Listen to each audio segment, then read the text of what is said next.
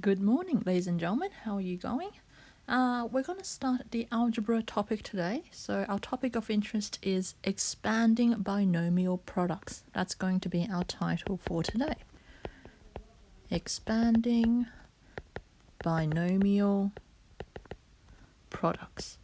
So there's three terms here: expand, binomial, and product.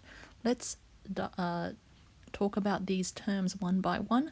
So remember, expanding brackets, we use the distributive law to share each term with each other. So we expand brackets using the distributive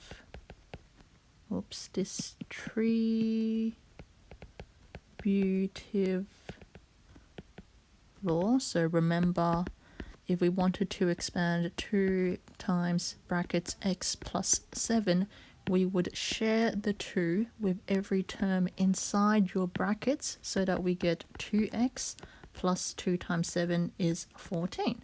So we would use the distributive law to expand our brackets.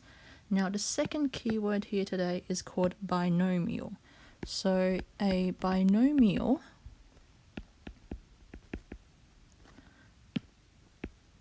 is an expression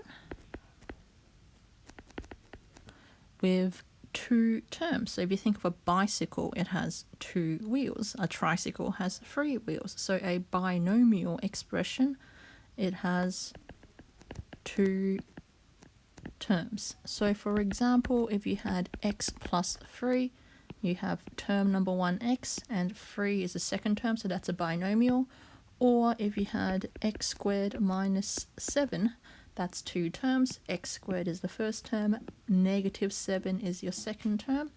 On the other hand, if you had, for example, x squared minus 3x plus 1, that is not a binomial because you have 1, 2, 3 terms.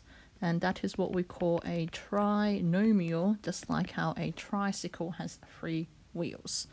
The third term that we have in our title today is products, so that means to multiply. So really we're trying to expand and multiply things with 2 terms inside them. So for example, we wanted to expand x plus 3 with y plus 5.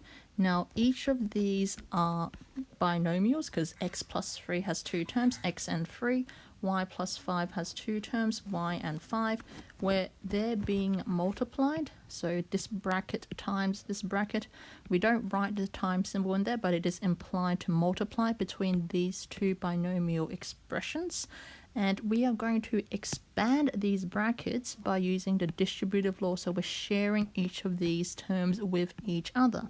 So color coding helps. So if we first share the x with each of the terms inside the second bracket, so we get x times y and x times 5, which gives us 5x, and then we would want to share the next term 3 in our first bracket with everything inside the second bracket, so we get plus 3y plus 3 times 5 is 15.